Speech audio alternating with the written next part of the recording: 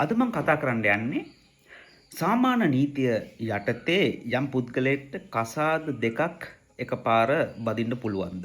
එක කසාදයක් බැඳලා ඒක අවලංගු කරන්නේ නැතුව තවත් කසාදයක් බදින්න පුළුවන්ද? මේ සම්බන්ධව අද අපි දැනුවත් වෙන්න යන්නේ. ශ්‍රී ලංකා දණ්ඩ නීති සංග්‍රහයේ 362B වගන්තිය ප්‍රාකාරව යම් පුද්ගලයෙක් එක කසාදයක් තියෙද්දී ඒ කසාදය අවලංගු කරන්නේ නැතුව තවත් කසාදයකට ගියොත් ඒ දෙවෙනි කසාදය තුලින් ඔහු අපරාධමය වරදක් සිදු කළා වෙනවා. මේක දණ්ඩනීය වරදක් බවට පත් වෙනවා. මහේස්ත්‍රාත් අධිකරණයක ලඝු නඩු විභාගයක් හරහා මේක ඔප්පු කළොත් අවුරුදු 7ක් දක්වා සිරදඬුවමක් සහ දණ්ඩනීය දඩයකුත් යටත් කරන්න මහේස්ත්‍රාත්වරයාට බලය තියෙනවා මේ යටතේ. ඒ වගේම 362B කියන දණ්ඩ නීති සංග්‍රහය වගන්තිය හරහා පොඩි වේතිරේකයක් දෙනවා. ඒ වේතිරේකේ තමයි යම් පුද්ගලයෙක් එක්කෙනෙක්ව කසාද බැඳලා ඉද්දී ඒ පුද්ගලයාව අවුරුදු 7ක් යනකම් උන්නද මැරිලාද කියලා හොයාගන්න බැයි නම් දන්නේ නැත්තම් ඒ වගේ අවස්ථාවක අවුරුදු 7ක් ඒ විදිහට හොයාගන්න බැයි නම් අවුරුදු 7ක් පෙන්නට පස්සේ වෙනත් භාර්යාවක්ව හෝ ස්වාමි පුරුෂයෙක්ව විවාහ කරගන්න අවස්ථාව තියෙනවා. අර පළවෙනි විවාහය අවලංගු කරන්නේ නැතුව. ඒ ව්‍යතිරේකය 362B වගන්තිය යටතේ ලබා දීලා තියෙනවා නිදහසට කාරණයක් විදිහට ඒ දණ්ඩනීය තත්ත්වයෙන් මිදෙන්න. හැබැයි යම් කෙනෙක් කසාද බැඳලා තියෙනවා නම් මුස්ලිම් නීතිය යටතේ ඒ පුද්ගලයාට මේ නීතිය අදාළ වෙන්නේ නැහැ. මුස්ලිම් නීතිය යටතේ බිරින්දෑවරු 4 දෙනෙක් දක්වා ශ්‍රී ලංකාවේදී කසාද බඳින්න පුළුවන්. ඒ වගේම මෙතනදී බිරින්දෑවරුවෙක්ට පුරුෂයන් 4 දෙනෙක් කසාද බඳින්න බෑ. මෙතනදී පුරුෂයෙක්ට පමණයි බිරින්දෑවරු 4 දෙනෙක් කසාද බඳින්න පුළුවන් මුස්ලිම් නීතිය යටතේ. ඒ අනුව මුස්ලිම් නීතියට මේ ශ්‍රී ලංකා දණ්ඩ නීති සංග්‍රහය 362B කියන වගන්තිය යටතේ බහුභාර්ය වරද අයත් වන්නේ නැහැ. දැන් මම කතා කළේ අපරාධමය නීතිමය තත්ත්වය.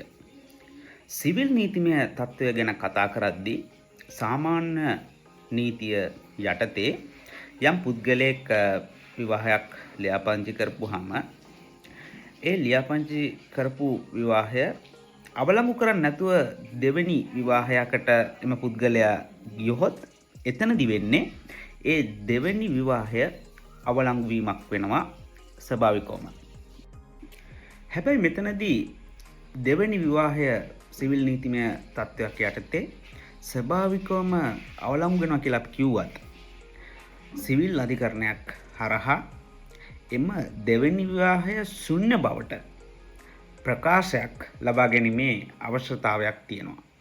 මොකද ඒකට හේතුව තමයි ශ්‍රී ලංකා විවාහ සහ දික්කසාද මේ සම්බන්ධ දෙපාර්තමේන්තුවේ ඔබ විවාහයක් වුණාම ඒ දෙපාර්තමේන්තුවේ එන්ට්‍රි එකක් ඇති වෙනවා ඔබගේ විවාහය සම්බන්ධව.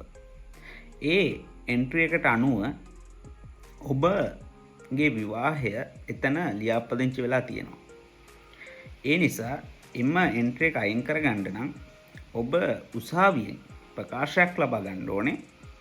ඔබගේ අදාළ විවාහය ශුන්‍ය බවට, ඒ කියන්නේ දෙවෙනි විවාහය නීතිමය වළංගුතාවයක් නැහැ කියලා ප්‍රකාශයක් අධිකරණය හරහා ලබා ගන්න අවශ්‍යයි. එහෙම ලබා ගත්තොත් තමයි විවාහ දෙපාර්තමේන්තුවේ ඒ තියෙන එන්ට්‍රි එක, ඒ තියෙන රෙජිස්ට්‍රේෂන් එක අවලංගු කරගැනීමේ හැකියාවක් ඇති වෙන්නේ. ඒකින්ද ඔබ ඒ සම්බන්ධව සැලකිලිමත් වෙන්න ඕනේ.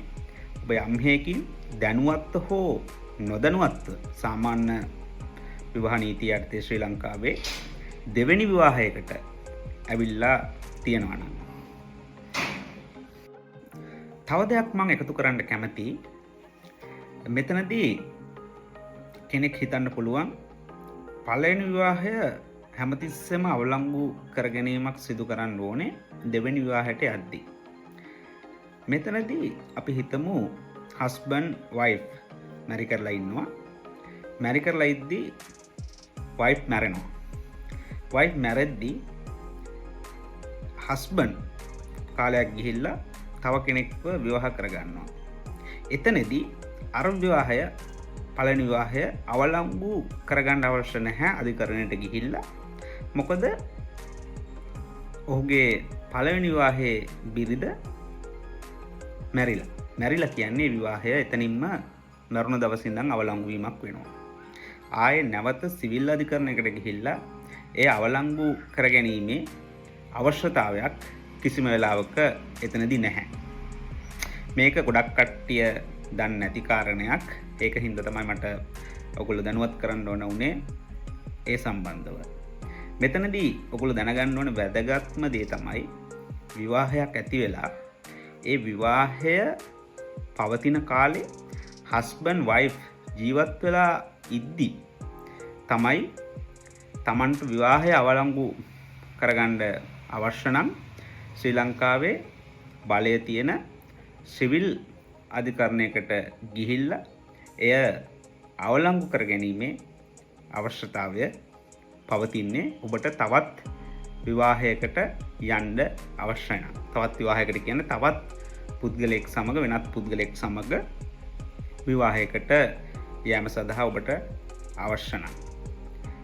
ඒක අනිවාර්ය තත්ත්වයක් ශ්‍රී ලංකා නීතිය යටතේ. මොකද ශ්‍රී ලංකාවේ සාමාන්‍ය නීතිය තුල මේ බහු විවාහය කියන සංකල්පය පිළිගන්නේ නැහැ. මේවා ඉංග්‍රීසි නීතිය යටතේ ශ්‍රී ලංකාවට ආපු දේවල්. ඉස්සර උඩරට රාජධානිය පවතින කාලේ බහු විවාහ වලට අනුමැතිය ලබා දීලා තිබ්බා. ඒ කාලේ අපි දන්නවා එකගේ කෑම කියලා තිබ්බා. එක ස්වාමි පුරුෂයන් දෙන්නෙක් තුන් දෙනෙක්ට එක බිරිඳක් එහෙම නැත්නම් බිරිඳවරු දෙන්නෙක් තමගේ නිවසේ තියාගෙන දීපල බෙදී යෑම වැළැක්වීමට තමයි ඒ කාරණේ දවස්වල සිදු කළේ. ඒ එකගේ කෑම කියන සංකල්පයත් බහු විවාහ සංකල්පයක්. නමුත් ඉංග්‍රීසි ජාතීන් ශ්‍රී ලංකාවට පැමිණියට පස්සේ ඒ බහු විවාහ සංකල්පය ඉංග්‍රීසි ජාතීන් අවලංගු කරලා කිව්වා එක පුද්ගලෙක්ට තව එක පුද්ගලෙක් විතරයි කසාද බදින්න පුළුවන් දීඝ කන්න පුළුවන් කියන කාරණය. එතකොට ඒ නීතිමය තත්ත්වය තමයි තාමත් ශ්‍රී ලංකාවේ සාමාන්‍ය නීතිය විදිහට පවතින්නේ.